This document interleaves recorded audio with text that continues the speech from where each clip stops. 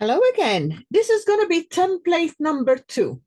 So as you can see from this template, when we did the first templates, when we started, I did them like this in pink and white. So I'll have the card, know how it's going to stand and know how it's going to work. But now I've started doing them so that they can be used. So you're amazing. I know somebody who every now and then gets a message to say that remind her that she's an amazing lady, and I'll just send them to her. So with no further ado, I'm going to show you how to put this card together. I did the template with my class, but then I was asked, can you show us how to put it together? So apart from the files that come in template number 2, which I will put a note down below on how you can obtain this file for a very, very minimal fee, you'll need a 10th card. So that's an A4 folded into to create an A5 card. And I'm going to do a Christmas one with this one, just so that you can see that you don't, it can be versatile. You can do it for anything. Okay, so I'm going to place that there, just to stand there. And here, let's see, it's going to make some shadow. So let's do that. So you've got several pieces. This file has loads of bits and bobs, okay? So loads of pieces. And in here, what I'm going to do is very simple. And I can see that I've got a piece of card missing. So before I start sticking them on, let me quickly have a look to see why it's not showing in there, because all my pieces were cut and kept ready to be used. Okay, well, I've got a piece that I haven't cut, but you know what? It's not going to matter because I'll show you how you can do it anyway. So this is going to be a bit of white on white. So you've got the white one that sticks there. And what I have missing is a colorful one. Now, I'm going to pause a second. I'm going to go and get one. And then I'll show you how to carry on. So give me a second. I quickly went and got what I needed because I've missed cutting one of them. So firstly, I'm going to place that one on top of my front mat layer. I'm going to go in. Now, I used white card. On that one, I've used pink card. So it's entirely up to you whether you want it colored or whether you prefer it to be white on white. It's just a matter. I mean, you could have done, instead of a white card, you could have done a mirror card. Because with a mirror card, what will then happen is you'll end up with having that little bit of shine on it. It's entirely up to what project you would like to make. I always leave it up to my ladies to decide what paper they're going to use, and we all end up with something slightly different. You're going to stick that on top of your front, like that. So it's layered. I mean, if I wanted to, I can get some, I will do it. Why not? Let's see if I've got some. That's some ink, blue ink, for instance. And I can easily just touch the edge. So there'll be a little edge on that card because of the white on white. If you want it to show that it's there, just put a little bit of line there. I mean, you don't have to. I'm just showing you ideas that you can do a bit more with your items, okay? And then once it's done, just want a little. I don't want too much of it. And I used a bluey color. So when I place it on there, look, you can see that it's there. It's another layer. You can then see it. I'm going to just take my glue again. Well, let's use this one. I need to refill that one. A bit of glue. You don't need much because it's a very good glue that you can stick with. And you're going to place it there and there. And that's going to be your, let's just move it a little. I like it as straight as I can, and I don't always get it as straight as I want. Let's try again. There it goes. There to there. That will do nicely. Okay, so I've just stuck it on. Now, here is what you then need to do. You're going to have some different pieces. So we've got these two pieces that have a fold in them. Now, on my files that we create, I teach them to use, I use in my scan and cut. These files are all for the scan and cut. I use my embossing tool, or you can use something similar and then draw to create the lines, because I don't like dashed lines. I don't like dashed lines to make fold lines, all right? So you got one, and you've got another.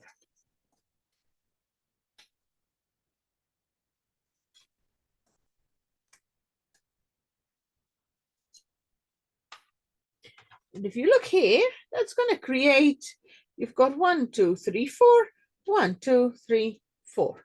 So that's how they're going to be, from one to the other, and from one to the other that way. Okay? So let's see how they're going to be stuck on here.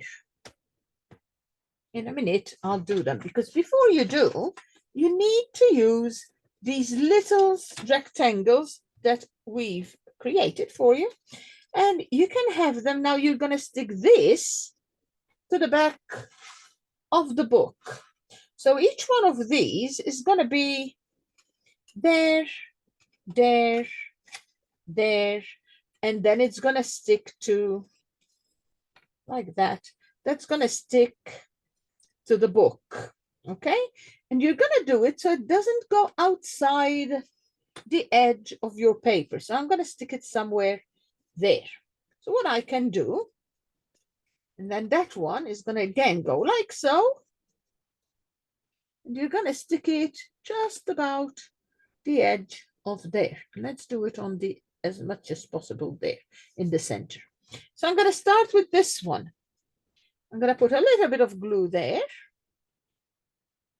like so, and I'm going to make it stand somewhere there in the middle. Okay, I'm going to stick it down.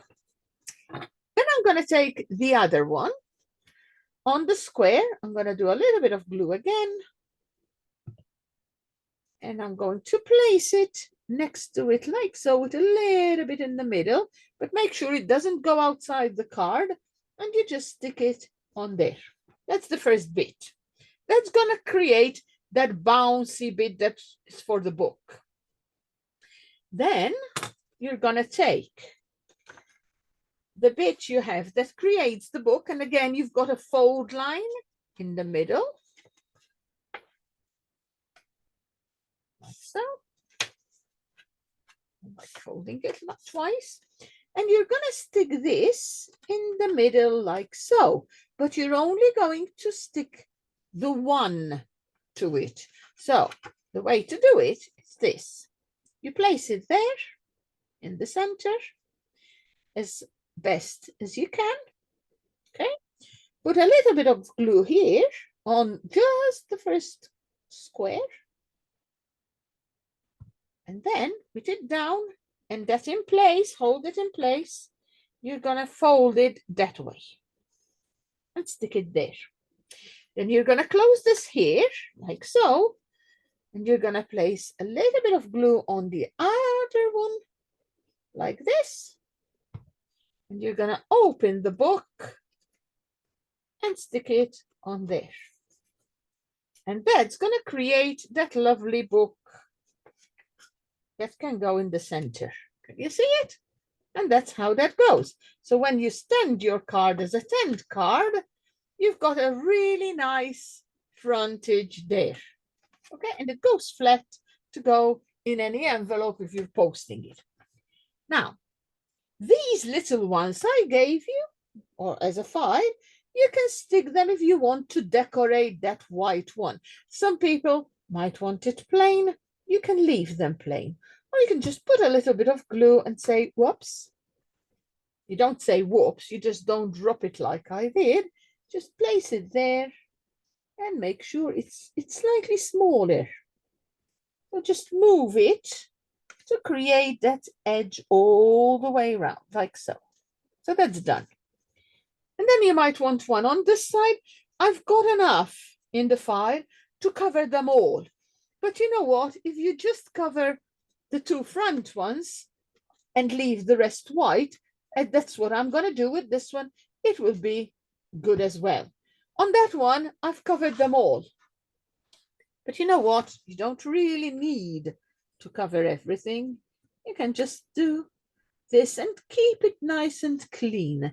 So that's my design done. Okay. Now, these pieces, I'll use them for something else. I'm sure I'll find a use for them. Now you've got these. And again, you've got 2 choices. You could have cut them from some Miricard. In fact, you know what? I've got some Miricard on the side. I'm just going to cut these from Miricard. Let me just, I'll be back in a second. Right, so when I cut the files the first time round, I've cut them in white because here I did them white on whatever. But today I decided, you know what, let's go and quickly cut them in Miricard because I think it will look nicer. White on white is not necessarily always the best. So I'm going to do it with Miricard. I'm going to place one there and do it as much as possible, giving it the same border around. And then you're going to do another one again.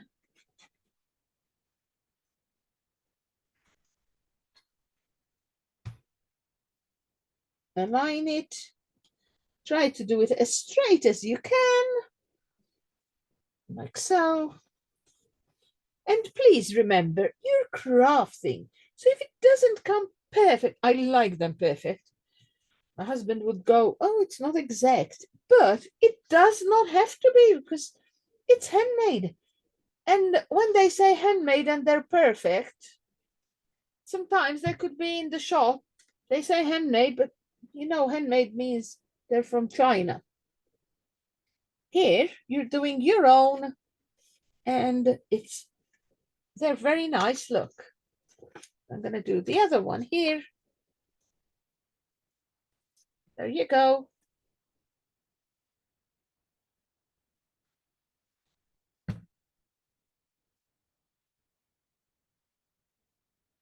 And that's the basis of my card.